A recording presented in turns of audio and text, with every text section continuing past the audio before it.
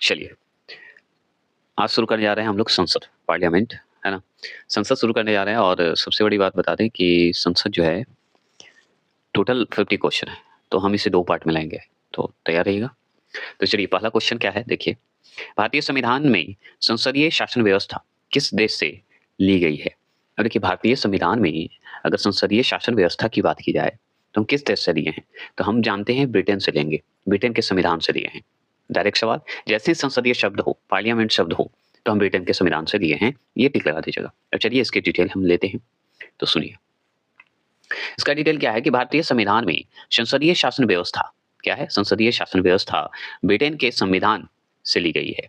तो भारतीय संविधान में संसदीय शासन व्यवस्था ब्रिटेन के संविधान से ली गई है, ये हम जानते हैं। संसदीय शासन का उद्भव जो है ब्रिटेन में हुआ, ठीक है? कहाँ से हुआ? अगर संसदीय शासन का अगर उद्भव की बात करें, तो ब्रिटेन से हुआ, उदय, ठीक है? इसलिए ब्रिटेन की संसद को संसद की माँ मतलब मदर ऑफ ऑल पार्लियामेंट्स कहते हैं। क्लियर हो? अब बात करते हैं वेस्टमिंस्टर। देखिए मिंस्टर है, पूरा नाम इनका वेस्टमिंस्टर मॉडल शासन, ठीक है? हम पढ़ेंगे लेकिन वेस्टमिंस्टर मॉडल शासन की एक लोकतांत्रिक संसदीय व्यवस्था है, ठीक है? तो आपसे पूछेगा कि लोकतांत्रिक संसद व्यवस्था है, कौन सा मॉडल? तो वो है हमारा वेस्टमिंस्टर मॉडल शासन, जो सैकड़ों वर्षों में ब्रिटेन में विकसित हुई है। कहाँ हुई है? ब्रिटेन में विकसित हुई है। इस व्यवस्था का नाम जो है लंदन के palace of Westminster, palace of Westminster भी बोल सकते हैं, ठीक है? तो पैलेस ऑफ वेस्टमिंस्टर पर आधारित है। याद रखिएगा। आगे और देखते हैं, आप स्पीड करके वीडियो देख लीजिए। जहां पर ब्रिटेन की संसद स्थित है, जहां पर ब्रिटेन की संसद जो है स्थित है, ये हम जानते हैं। आगे बात करते हैं, इसलिए वेस्टमिंस्टर का अर्थ है, वेस्टमिंस्टर का अर्थ है कि सरकार का स्वरूप संसदीय है। सरकार का जो स्वरूप है हमारा संसदीय है, मतलब क्या है? Parliamentary form of government. आगे बात करते हैं दूसरा प्रश्न। दूसरा प्रश्न है लोकसभा के निर्वाचित सदस्यों की अधिकतम संख्या कितनी है? बताइए। अगर लोकसभा के निर्वाचित सदस्यों की अगर अधिकतम संख्या पूछे कितनी है? 550, मतलब 550 बताएंगे, 550 बताएंगे। आगे बात करते हैं, संविधान के अनुच्छेद 81 के अनुसार, 81 के अनुसार, ठीक है? संविधान के आर्टिकल 81 के अनुसार लोकसभा की अधिकतम संख्या 52 है, मतलब 552 है, ठीक है? लोकसभा की अगर अधिकतम संख्या भी पूछे आर्टिकल 81 के अनुसार, तो हमारा 552 है, ठीक है? 552 है, जिसमें लोकसभा के निर्वाचित सदस्यों की संख्या अगर पूछेगा ना, तो 550 बताइएगा, मतलब 550, ठीक है? क्लियर हो गया? अब उसमें भी चलिए आगे चलते हैं, जिसमें राज्यों से 530 सदस्य हैं, राज्य से स्टेट से सिर्फ जितने भी स्टेट्स हैं उससे 530 मेंबर हैं, तथा केंद्र शासित क्षेत्रों से 20 सदस्य हो सकते हैं। शासित प्रदेश के जो क्षेत्र हैं हमारा, उसके 20 मेंबर हैं, वो भी लोकसभा के, ये भी ध्यान रखना। 1 मिनट, 20 मेंबर है, तो हुए ना 550, ये हो गया। आगे बात करते हैं, किंतु वर्तमान में निर्वाचित सदस्यों की संख्या 543 है। तो एक बात ध्यान रखना है, आर्टिकल 81 के अनुसार लोकसभा की अधिकतम संख्या हमारा 552 है, मतलब 552 है, जिसमें लोकसभा का निर्वाचित सदस्यों की संख्या अगर पूछे तो 550 है अभी निर्वाचित लोकसभा में, जिसमें राज्यों के सदस्य कितने हैं? तो 530 है लोकसभा के राज्यों में, केंद्र शासित प्रदेश में 20 सदस्य, ये हम जान गए। लेकिन अभी वर्तमान में टोटल कितने हैं, ये इंपॉर्टेंट है। तो हम वर्तमान में जानते हैं कि वर्तमान में निर्वाचित सदस्यों की संख्या 543 है, मतलब 543 है, ये हम जानते हैं, जिसमें 530 सदस्य राज्यों से एवं 13 सदस्य जो है केंद्र शासित प्रदेश है, मतलब 20 मेंबर होने चाहिए, हो सकते हैं हमारे केंद्र शासित प्रदेश से, जिसमें से अभी हमको वर्तमान में 13 ही सदस्य हैं, इसलिए 530 ना होके 543 ही है। तो ये ध्यान रखना है, ठीक है? आर्टिकल 81 के अनुसार 552 है, जिसमें लोकसभा निर्वाचित सदस्य हमारे 550, ये जरूर ध्यान रखना है। और इसमें से भी 530 सदस्य राज्य के होने चाहिए और केंद्र शासित प्रदेश के क्षेत्र के 20 सदस्य हो सकते हैं, अभी हुए नहीं है, बस इतना क्लियर करिए। अभी कितने हैं वर्तमान में? 13 ही सदस्य केंद्र शासित क्षेत्र के मेंबर, 13 ही सदस्य, तो टोटल 530 तो पूरे हैं, जितने स्टेट हैं उसमें से 530 सदस्य तो हैं, ये तो क्लियर है। लेकिन हमारे केंद्र शासित प्रदेश में, जो केंद्र शासित प्रदेश है, वहां ही 20 ना होकर अभी 13 ही है। तो 20 हो सकता है और 20 होगा आगे चल के, जो कि हम बताएंगे अपडेट। अभी इतना ही रखना है कि 543 ही है, ठीक है, वर्तमान में। ये तीसरे प्रश्न की बात करते हैं।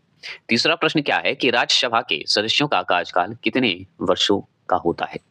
तो राज्यसभा के सदस्यों का कार्यकाल अगर पूछ दे कितने वर्षों का होता है, तो हम अच्छे से जानते हैं कि 6 वर्ष का होता है। राज्यसभा का 6 वर्ष, लोकसभा का 5 वर्ष, ये तो आप भी जानते हैं।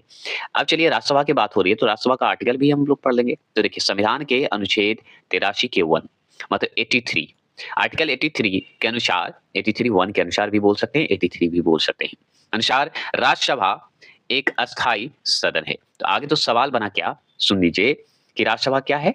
राज्यसभा तो एक अस्थाई सदन है, एकदम सही बात है। तो आपसे पूछेगा कि राज्यसभा बताइए क्या है, तो अस्थाई सदन है, अस्थाई सदन है। और किसमें राज्यसभा की बात की गई है, कौन से आर्टिकल में? तो 83, मन है तो 1 लगा दीजिएगा। अब बात करते हैं कि और उसका विघटन की बात करेंगे, विघटन की बात करेंगे। विघटन नहीं किया जा सकता है, इसलिए तो अस्थाई है। राज्यसभा इसलिए तो अस्थाई है क्योंकि उसका विघटन नहीं किया जा सकता, उसे समाप्त नहीं किया जा सकता, उसे स्थगित नहीं किया जा सकता। ठीक है, क्लियर हो गया। अब देखिए इसके सदस्यों का कार्यकाल अगर बात करें तो 6 वर्ष होता है, जो कि हम पढ़ चुके हैं। आगे बढ़ते हैं। इसके 1/3 सदस्य प्रत्येक 2 वर्ष की समाप्ति पर सेवा निवृत्त हो जाते हैं। तो सेवा निवृत्त हो जाते हैं, निवृत्त होने का मतलब कि 2 वर्ष बाद बदल जाते हैं, समाप्त हो जाते हैं उनका। जो राज्यसभा के सदस्य होते हैं, तो 1/3 जो सदस्य हैं 2 वर्ष के बाद समाप्त हो जाता है, निवृत्त हो जाते हैं। रिटायर कहिए, है ना? चौथे प्रश्न की बात करते हैं। चौथा प्रश्न क्या है कि राज्यसभा का गठन किस वर्ष हुआ? तो राज्यसभा का गठन की बात कर रहे हैं हम लोग। तो राज्यसभा का गठन किस वर्ष हुआ था, या किस वर्ष हुआ, सॉरी किस वर्ष हुआ नहीं, किस वर्ष हुआ ना, किस वर्ष हुआ था भी अगर लगाएंगे तो कोई गलत नहीं होगा। तो किस वर्ष हुआ था? तो 1952 में हुआ था, मतलब 1952 में हुआ था। ठीक है, 1952 में हुआ था। अब चलिए इसके बारे में भी जानते हैं, तो सुनिए। राज्यसभा का गठन सर्वप्रथम वर्ष 1952 में हुआ था, ये हम जान गए, ये तो हम अभी ऊपर ही पढ़े हैं। इसका जो है प्रथम सत्र की बात करें, प्रथम सत्र जो है शुरुआत जब हुआ था 13 मई 1952, मतलब 1952, मई 1952 है, ज्यादा याद रखिएगा, ये ज्यादा इतना पूछता है, लेकिन आप याद रखिए 13 मई 1952 को प्रारंभ हुआ। तो पूछेगा कि राज्यसभा का प्रथम सत्र जो शुरू हुआ वो कब हुआ था, तो 13 मई 1952 को हुआ था। वर्ष 1954, यस 1954 तक जो है राज्यसभा को राज्य परिषद के नाम से जाना जाता था।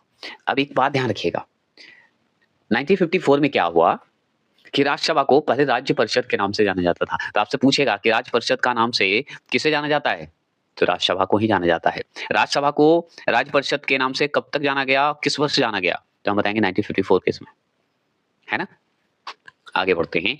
राज्यसभा में अधिकतम 250 मेंबर मतलब 250 सदस्य हो सकते हैं, लेकिन वर्तमान में इसमें क्या है, 245 मेंबर हैं, सदस्य हैं। क्लियर हो गए? जैसे हमारे लोकसभा में अगर देखा जाए आर्टिकल के अनुसार तो हमारा ज्यादा है, लेकिन अभी अगर देखा जाए सदस्य की बात करें तो 550 है, जिसमें 530 जो हमारे स्टेट का है, लोकसभा का है कि नहीं है, और 20 हमारे हो सकते थे केंद्र शासित प्रदेश से, जिसमें से 13 ही है, तो टोटल 543 ही है लोकसभा का सदस्य अभी वर्तमान में। उसी तरह इसमें भी है कि 250 सदस्य हैं, 250 सदस्य मतलब होने की संभावना है किसमें, राज्यसभा में अधिकतम, लेकिन अभी वर्तमान में हमारा 245 ही सदस्य हैं राज्यसभा में। बस इतना ध्यान रखना जरूरी है, क्योंकि ये सवाल पूछता है और बहुत लोग कंफ्यूज कर जाते हैं, तो अब से कंफ्यूजन दूर हो जाएगी। क्लियर हो गया? चलिए 5वें प्रश्न की बात करते हैं, ठीक है। 5वां प्रश्न क्या है कि लोकसभा के अध्यक्ष के वेतन और भत्ते कौन निर्धारित करता है?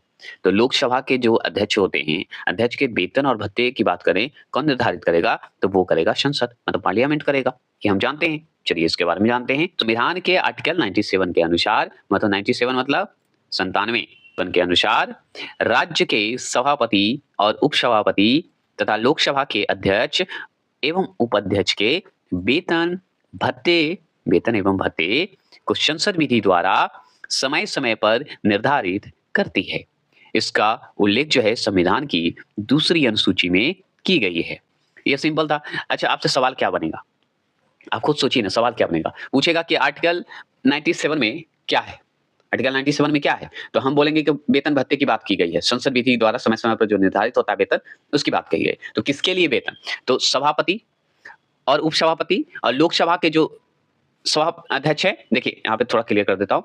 राज्यसभा के सभापति और उपसभापति, लोकसभा के अध्यक्ष एवं उपाध्यक्ष, इनकी वेतन भत्ते की बात कही गई है। उनकी वेतन की बात कही गई तो कौन सी अनुसूची के तहत उल्लेख किया गया? तो दूसरी अनुसूची के तहत। क्लियर हो गया? भूलिएगा नहीं ना? चलिए आगे चलें। छठे क्वेश्चन की बात करते हैं। छठा क्वेश्चन है, ध्यान से सुनेंगे।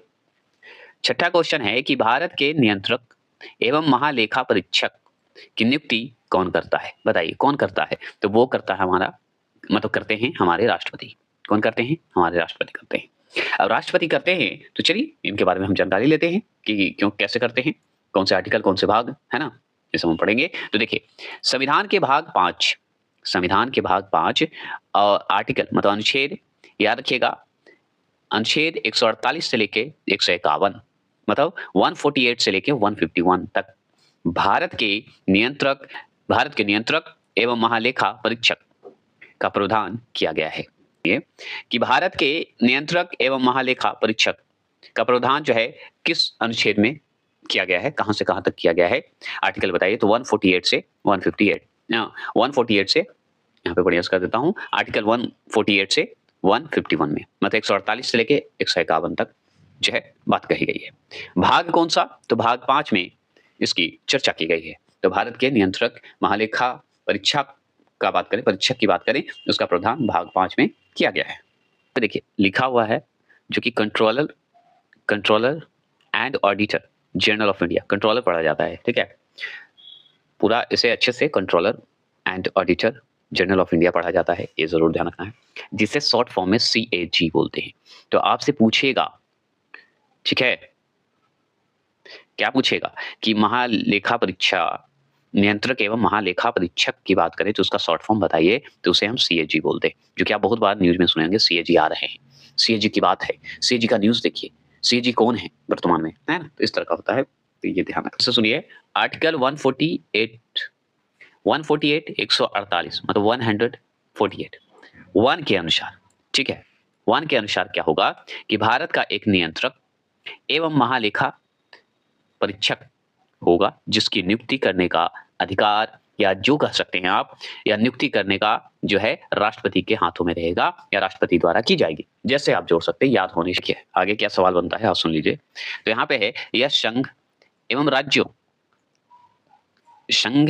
राज्यों के किसी अन्य प्राधिकारी या निकाय के लेखाओं का परीक्षण कर अपनी रिपोर्ट संघ एवं राष्ट्रपति तथा राज्यों में राज्यपाल के समक्ष प्रस्तुत करता है। मतलब ये जो CAG होते हैं, जिनका शॉर्ट फॉर्म में आप CAG बोल रहा हूं मैं, नियंत्रक एवं महालेखा परीक्षक की बात कर रहा हूं, ये जो है, ये अपना रिपोर्ट जो है ना, समझिए संघ या राज्य के कहीं भी, संघ में मतलब राष्ट्रपति को जमा कर सकते हैं या राज्य में राज्यपाल को प्रस्तुत कर सकते हैं, किसी के समक्ष ये प्रस्तुत कर सकते हैं। CAG क्लियर हो गया? कोई दिक्कत नहीं है।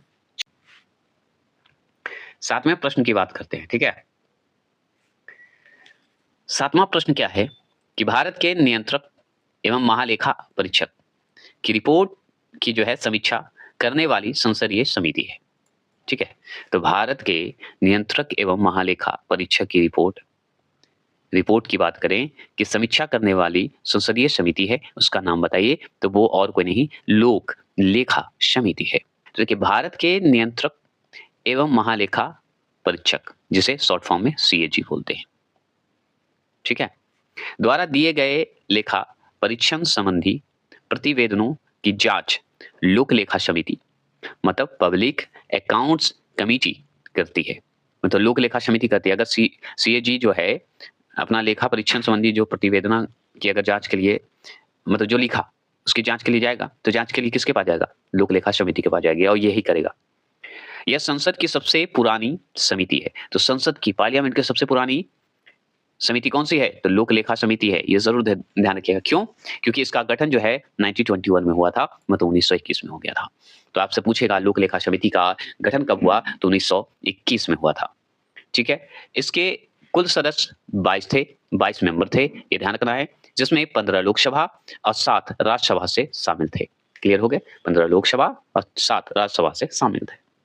8वां प्रश्न क्या है कि किस सदन का अध्यक्ष उस सदन का सदस्य नहीं होता है?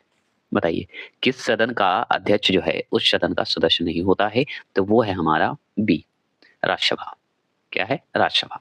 तो किस सदन का अध्यक्ष उस सदन का सदस्य नहीं होता है? तो वो है राज्यसभा।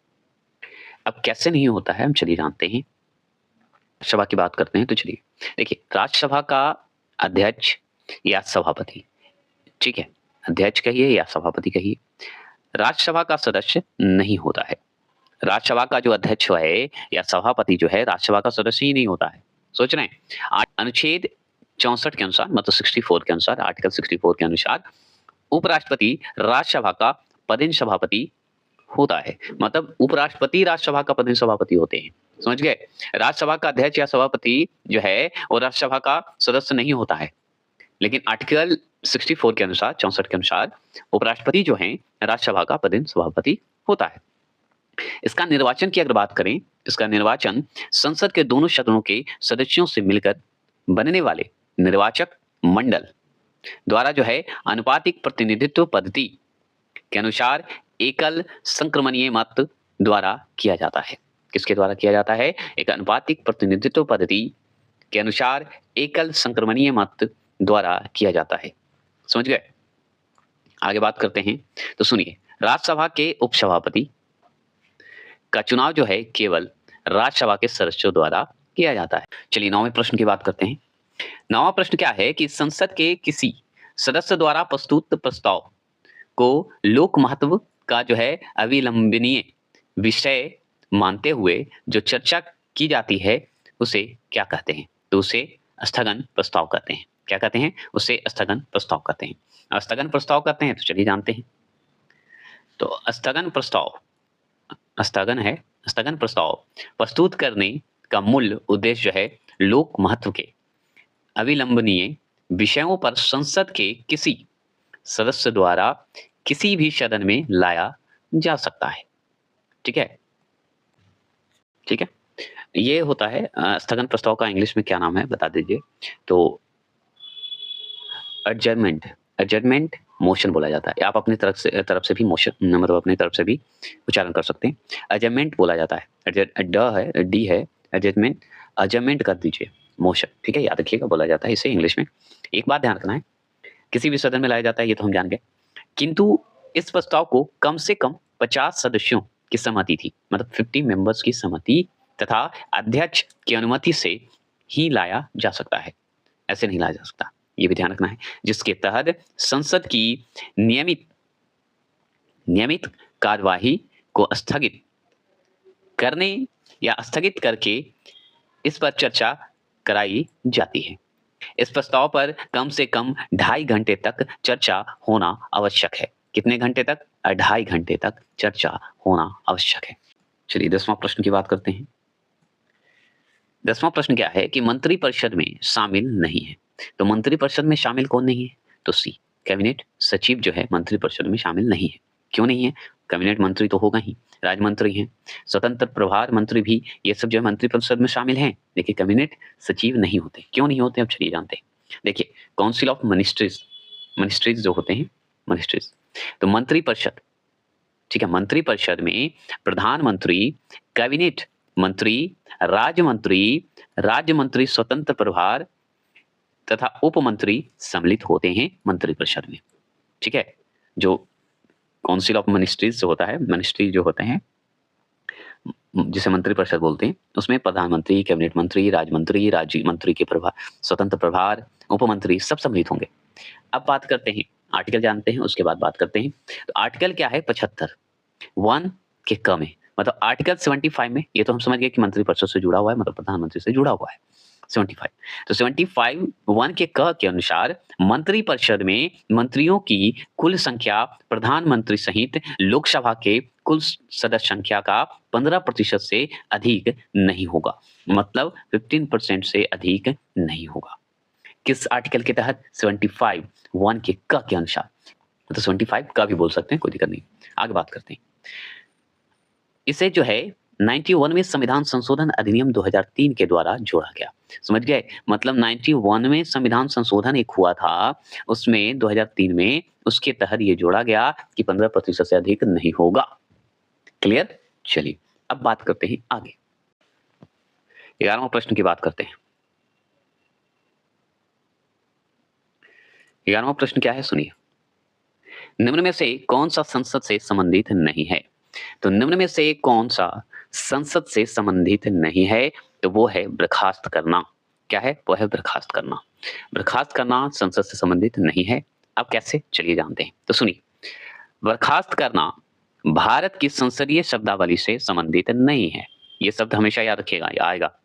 संविधान के आर्टिकल 85 के अनुसार, मतलब 85 के अनुसार राष्ट्रपति समय समय पर संसद के प्रत्येक सदन को अधिवेशन के लिए आहूत करेगा। उनके अधिवेशनों का जो है 17 वशान करेगा और लोकसभा का विघटन कर सकेगा, मतलब लोकसभा का विघटन भी कर सकेगा। अब चलिए इसकी थोड़ी सी जानकारी और दे देते हैं, फिर उसके बाद नेक्स्ट क्वेश्चन पे चलते हैं। देखिए, आहूत करना का मतलब होता है बुलाना, अधिवेशन को बुलाने का काम।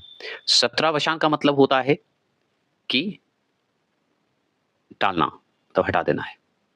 ठीक है? और एक विघटन का मतलब ही होता है भंग करना। आप जानते हैं 17 वशान करेगा। एक बात ध्यान रखिएगा, आहूत को इंग्लिश में समीन बोलते हैं, समीन बोला जाता है। 17 वशान को आप यार प्रोरोग बोलते हैं, प्रोरोग। और लोकसभा का विघटन की बात करें तो इसे बोला जाता है डिसॉल्व। ठीक है? तो ये हो सकता है। तो एक बात ध्यान रखिएगा, या वो आहूत करेगा, अधिवेशन को बुलाएगा, या अधिवेशन को टालने का काम कर सकता है, या उसे क्या कर सकता है? भंग करने का काम कर सकता है। ये हमारे लिखा हुआ है। किसके हाथ में है? तो राष्ट्रपति के हाथ में है, आर्टिकल 85 के तहत। क्लियर हो गए? हम हर ढंग से बोल दिए। आपको अगर समझ में आता है तो कमेंट जरूर करिएगा। आपका एक कमेंट हमें हौसला देता है, आप जानते हैं। चलिए 12वां प्रश्न की बात करते हैं। 12वां प्रश्न क्या है कि लोकसभा में किसी विधेयक को धन विधेयक के रूप में कौन प्रमाणित करता है? तो कौन प्रमाणित करता है बताइए? तो ये डी नंबर, लोकसभा का अध्यक्ष करता है। कौन करता है? लोकसभा का अध्यक्ष करता है। आप अच्छे से जानते हैं। प्रमाणित करने की बात होगी तो लोकसभा का अध्यक्ष करेगा। कैसे? तो चलिए हम जानते हैं। मतलब लोकसभा में अगर किसी विधेयक को अगर धन विधेयक के रूप में कौन जो है प्रूफ देगा, प्रमाणित करेगा, करता है या करेगा, तो लोकसभा का अध्यक्ष करेगा। तो चलिए जानकारी लेते हैं। तो सुनिए, कोई विधेयक जो है धन विधेयक मतलब मनी बिल्स या नहीं, इसका निर्णय लोकसभा अध्यक्ष द्वारा किया जाता है। अगर मान लीजिए कोई विधेयक है धन विधेयक, जैसे कोई विधेयक में जैसे धन विधेयक आपका मनी बिल है, तो है या नहीं इसका निर्णय हमारा लोकसभा अध्यक्ष लेगा। क्लियर हो गया? और उसका विनिश्चय अंतिम होता है। विनिश्चय अंतिम होता है, मतलब लोकसभा अध्यक्ष का ही जो फैसला होगा वो निश्चित होगा। ये ध्यान रखना, अंतिम होगा तो निश्चित होगा। ठीक है? आर्टिकल अगर बात करें, आर्टिकल 117 मतलब अनुच्छेद 117 1, तो याद रखना है आर्टिकल 117 के अनुसार धन विधेयक राष्ट्रपति की अनुशंसा से केवल लोकसभा में ही प्रस्तावित किया जाएगा। धन विधेयक का उल्लेख जो है संविधान के अनुच्छेद 110 में किया गया है, जानते हैं। और इसके अनुसार कोई विधेयक धन विधेयक होगा यदि उसमें निम्न विषय सम्मिलित होंगे।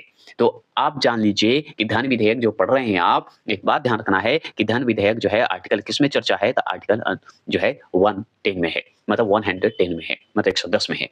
और इसके अनुसार क्या कहा गया है कि कोई अगर विधेयक है, धन विधेयक होगा, तो निम्न विषय सम्मिलित होना चाहिए, इनमें होने चाहिए। क्या-क्या होने चाहिए? तो सुन लीजिए, इनमें होने चाहिए पहला कि किसी कर का अधिरोपण, मतलब कर मतलब टैक्स का अधिरोपण, उन्मूलन मतलब लोप कहते हैं उन्मूलन को।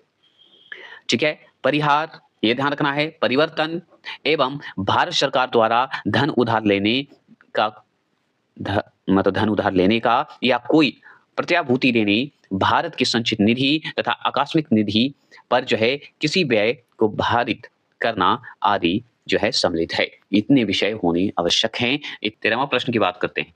13वां प्रश्न बहुत ही इंपॉर्टेंट क्वेश्चन है। 13वां क्या है कि प्रकलन समिति संसद के किस सदन के सदस्यों से गठित की जाती है? तो प्रकलन समिति जो है संसद के किस सदन के सदस्यों से गठित की जाती है? तो ये की जाती है बी, लोकसभा के सदस्यों से गठित की जाती है। अब लोकसभा की प्रकलन समिति जो कमेटी है प्रकलन समिति एक अस्थायी एवं सबसे बड़ी संसदीय समिति है। तो आपसे पूछेगा प्रकलन समिति जो है अस्थायी तो है ही प्रकलन समिति, सबसे बड़ी संसद समिति भी है, ये याद रखना होगा आपको। जिसमें 30 सदस्य होते हैं। कितने मेंबर होते हैं? 30 मेंबर होते हैं। किसमें होते हैं? प्रकलन समिति में होते हैं। प्रकलन समिति कैसा समिति है? तो अस्थायी समिति है। प्रकलन समिति क्या है? संसदीय समिति है, जो कि सबसे बड़ी संसदीय समिति है। ये क्लियर हो गया। आगे और जानिए, इस समिति कौन सी समिति? प्रकलन समिति की बात हो रही है। इस समिति के सभी सदस्य लोकसभा से चुने जाते हैं। तो आपसे पूछेगा कि लोकसभा से कौन चुने जाते हैं? कौन सी समिति से? तो आपको प्रकलन समिति से चुने जाते हैं। मतलब प्रकलन समिति के सभी सदस्य जो हैं लोकसभा से ही चुने जाएंगे और कहीं से चुने नहीं जाएंगे। तथा इसका अध्यक्ष जो है इन्हीं सदस्यों में से लोकसभा अध्यक्ष के द्वारा नियुक्त किया जाता है। समझ गए? मतलब जो लोकसभा से चुने गए हैं प्रकलन समिति के लिए, उसी में से लोकसभा अध्यक्ष के द्वारा, लोकसभा जो अध्यक्ष होता है उसके द्वारा ही नियुक्त किया जाता है अध्यक्ष। समझ गए? प्रकलन समिति में ये जान गए। यह समिति जो है, यह समिति प्रकलन समिति है ना, यह समिति सरकार द्वारा प्रस्तुत बजट का गहन परीक्षण करती है। आप अच्छे से जानते हैं, जो कि प्रस्तुत जो बजट हम लोग करते हैं, वो जो होता है सरकार की तरफ से, उसका गहन परीक्षण करता है तथा आवश्यक उपचारात्मक आर्थिक उपाय, मतलब आर्थिक रूप से आर्थिक उपाय करता है एवं प्रशासनिक सुधारों से संबंधित सुझाव देती है ये प्रकलन समिति। समझ गए? ये बहुत इंपॉर्टेंट होता है। चलिए 14 प्रश्न क्या है कि संसद के किसी सदन में मुख्य विपक्षीय दल की मान्यता प्राप्त करने के लिए उस दल के कितने सदस्य होने चाहिए? तो होने चाहिए डी, संसद की कुल संख्या का 1/10 भाग होगा। कुल संख्या क्या होगा? 1/10 भाग होगा। अब 1/10 भाग होगा तो चलिए जानते हैं। तो सुनिए, लोकतंत्र में विपक्ष की भूमिका भी उतनी ही महत्वपूर्ण होती है जितनी कि सत्ता पक्ष की होती है। किसकी होती है? सत्ता पक्ष की होती है। संसद के दोनों सदनों में विपक्षीय दल होता है। विपक्ष का दर्जा उस पार्टी या दल को दिया जाता है, ये भी याद रखिएगा। एक सत्ता पक्ष रूलिंग पार्टी है, एक विपक्ष पद है, मतलब अपोजिट पार्टी कहिए, अपोजिशन पार्टी कह सकते हैं आप, है ना? उसी को कहते हैं ना। ठीक है, जिसकी सदस्य संख्या उस सदन के 1/10 भाग के बराबर होना चाहिए। तो 1/10 भाग के बराबर होगा तभी होगा, है ना? विपक्ष वाली बात जो है, अपोजिशन पार्टी की बात हो रही है। लोकसभा में 55 सदस्य और राज्यसभा में 25 सदस्य होना आवश्यक है, तभी होगा। ये अपोजिशन की बात हो रही है, अपोजिशन पार्टी के लिए, जिसकी सदस्यों की संख्या अगर बात करें तो 1/10 भाग होना चाहिए, इसके बराबर होनी चाहिए। और लोकसभा में 55 सदस्य होने चाहिए, मेंबर होने चाहिए, और 25 सदस्य जो है राज्यसभा में होने चाहिए। चलिए 15वां प्रश्न की बात करते हैं। 15वां प्रश्न है कि अनुच्छेद 108 के अंतर्गत लोकसभा और राज्यसभा की संयुक्त बैठक आहूत की जाती है। तो ये है राष्ट्रपति द्वारा की जाती है। आहूत का मतलब ही होता है शमिशन। शमिशन, शमिशन का मतलब होता है आहूत, मतलब मतलब उसे क्या करना? बुलाना। आहूत मतलब बुलाने की बात हो रही है। तो चलिए हम जानते हैं। देखिए, संविधान के अनुच्छेद 108 में संयुक्त अधिवेशन का प्रावधान किया गया है। 108 में क्या किया गया है? संयुक्त अधिवेशन का प्रावधान किया गया है, आर्टिकल 108 में। जबकि किसी साधारण विधेयक पर दोनों सदनों के बीच असहमति के कारण गतिरोध उत्पन्न हो जाता है। गतिरोध मतलब विवाद हो गया, लड़ाई झगड़े टाइप का हो गया, मनमुटाव टाइप का हो गया, ठीक है, उत्पन्न हो जाता है। तो राष्ट्रपति को यह शक्ति प्राप्त है कि वह विधेयक पर विचार करने और मतदान करने के लिए दोनों सदनों का संयुक्त अधिवेशन बुलाएगा। बुलाना ही, आहूत का मतलब बुलाना ही होता है, आप जानते हैं। तो दोनों सदनों का संयुक्त अधिवेशन बुलाएगा। और संयुक्त अधिवेशन की अध्यक्षता लोकसभा का अध्यक्ष करता है। राष्ट्रपति बुलाएगा लेकिन वो अध्यक्ष रहेगा। आप जान लीजिए, अध्यक्षता कौन करेगा? तो लोकसभा स्पीकर करेंगे। ठीक है, क्लियर हो गया।